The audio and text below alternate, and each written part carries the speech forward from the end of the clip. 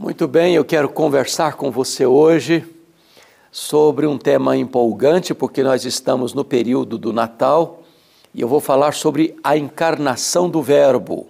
E vamos basear esta mensagem em João 1:1 e João 1:14. Vamos ouvir a leitura deste texto. No princípio era o Verbo, e o Verbo estava com Deus, e o Verbo era Deus. E o Verbo se fez carne e habitou entre nós, cheio de graça e de verdade, e vimos a sua glória, glória como do unigênito do Pai. Atanásio, o grande campeão da ortodoxia, no primeiro concílio geral da igreja em Niceia, no ano 325, foi o grande defensor da divindade de Cristo, porque esta verdade estava sendo atacada por um homem chamado Ário de Alexandria. E então, naquele concílio, finca-se uma estaca para defender a divindade de Cristo, afirmando que Jesus é Deus de Deus, luz de luz, coigual, coeterno e consubstancial com o Pai.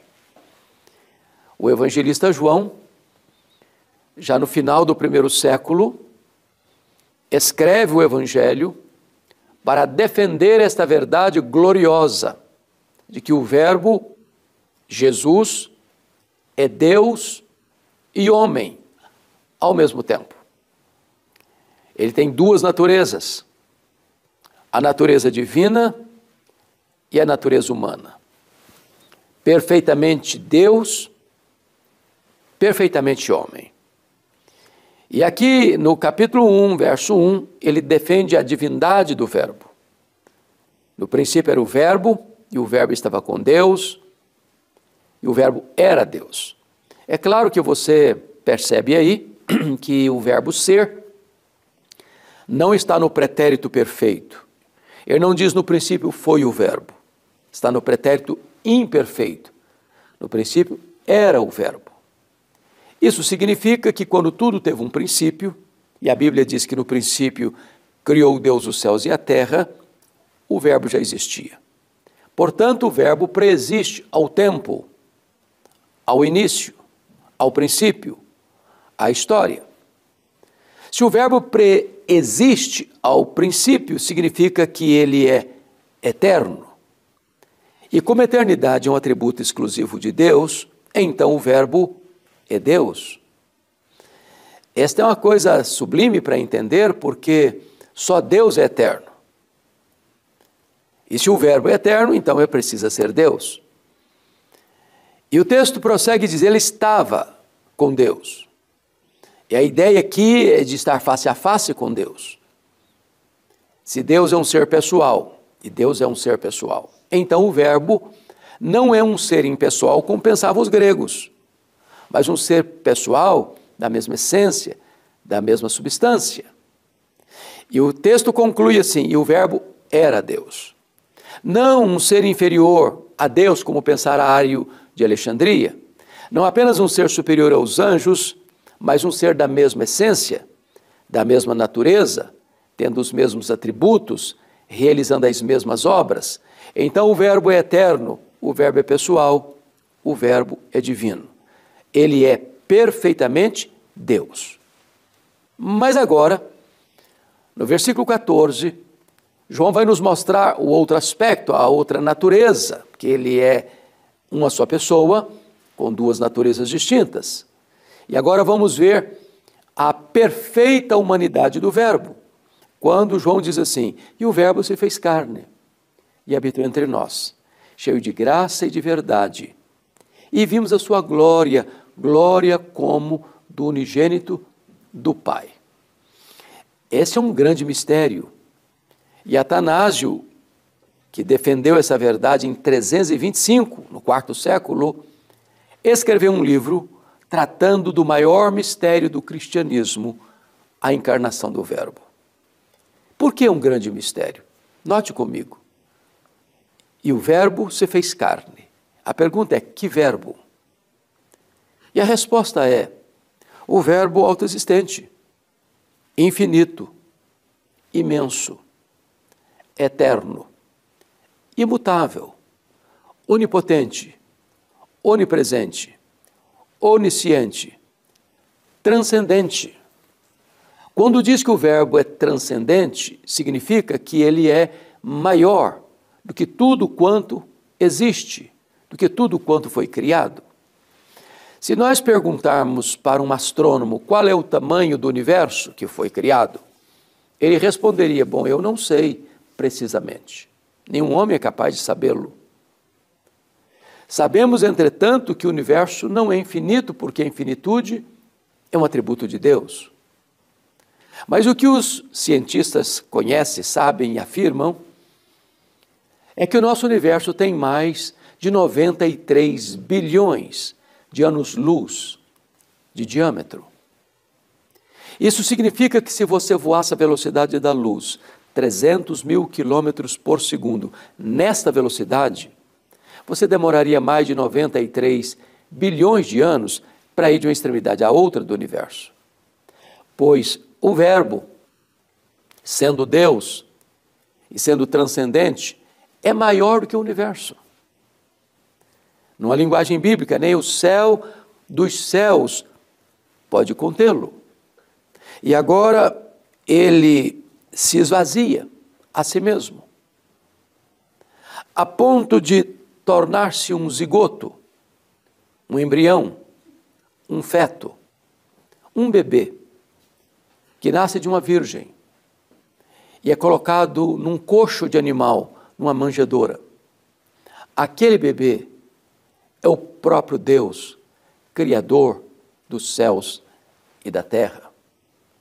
Mas ele não veio para ficar longe de nós, ele veio para habitar entre nós. Ele vestiu pele humana, ele calçou as sandálias da humildade, ele pisou o nosso chão, comeu o nosso pão, bebeu a nossa água, sentiu a nossa dor, chorou a nossa lágrima, carregou sobre o seu corpo no madeiro os nossos pecados. Ele morreu pelos nossos pecados. Ele ressuscitou para a nossa justificação. Ele retornou ao céu. Ele está assentado à destra de Deus Pai. Ele governa as nações. Ele sustenta o universo. Ele voltará pessoalmente, visivelmente, audivelmente, repentinamente, inesperadamente, inescapavelmente, vitoriosamente, para buscar a sua igreja. Mas ele não veio cheio de justiça e juízo, porque nos fulminaria, porque o melhor de nós, as nossas justiças, aos seus olhos, não passam de trapos de imundície.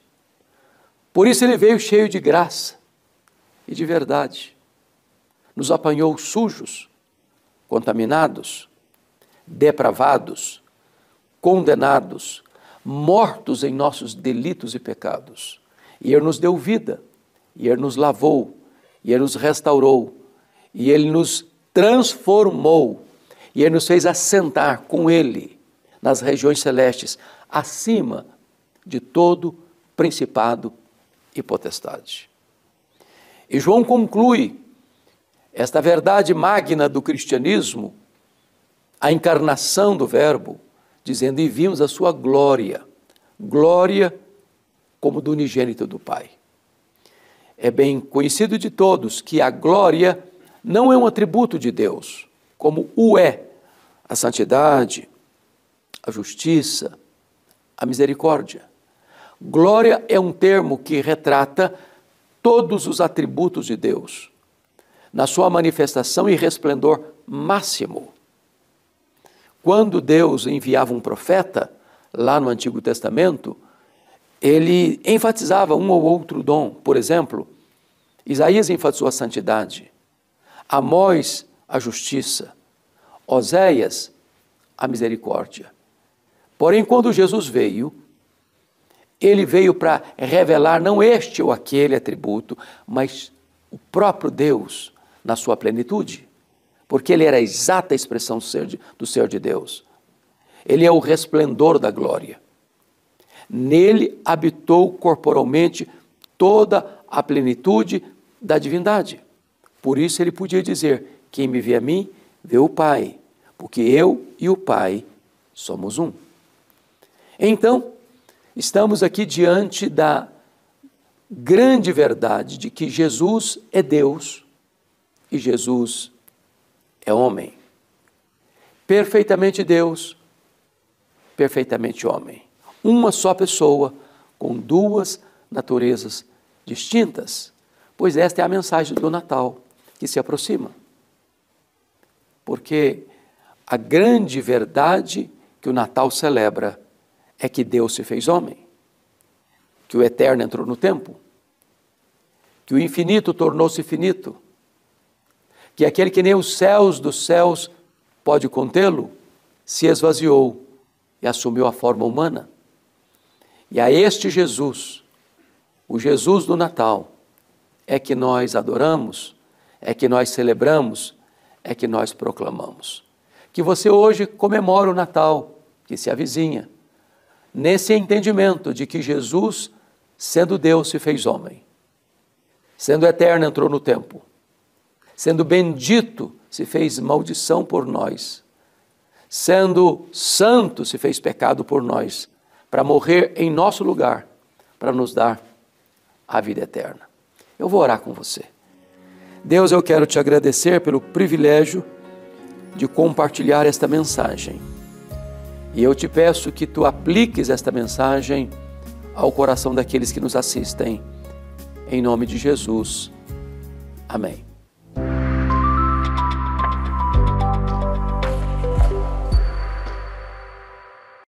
Estamos chegando ao final de mais um programa Verdade e Vida, um dos programas produzidos pela Igreja Presbiteriana do Brasil. Se você quer ter acesso a mais conteúdo produzido pela nossa denominação, por meio da nossa agência Presbiteriana de Evangelização e Comunicação, a APECOM, basta você acessar a nossa multiplataforma de comunicação, a IPB Multi. O endereço está aparecendo aí na tela. É multi com i no final, .ipb.org.br. Lá você vai poder acessar não apenas ao programa Verdade e Vida, mas tantos outros programas devocionais que apontam para a centralidade de Cristo por meio de pregações, também programas musicais, programas infantis, documentários e muito material que eu tenho certeza irá direcionar e abençoar a sua vida, te ajudar em meio aos desafios do dia a dia, no momento das decisões que você precisa tomar, conhecendo um pouquinho os valores do reino de Deus e como eles, de maneira muito efetiva, nos preparam e nos capacitam para que possamos viver da melhor maneira no centro da vontade de Deus, que é boa, perfeita e agradável. Que a nossa igreja, de alguma maneira, possa também participar para esse crescimento, esse desenvolvimento, essa jornada rumo à maturidade que você está desenvolvendo pela ação do Espírito Santo. Nós vamos ficando por aqui. Que Deus te abençoe ricamente, que Ele esteja contigo, te direcionando e te orientando em todo o tempo.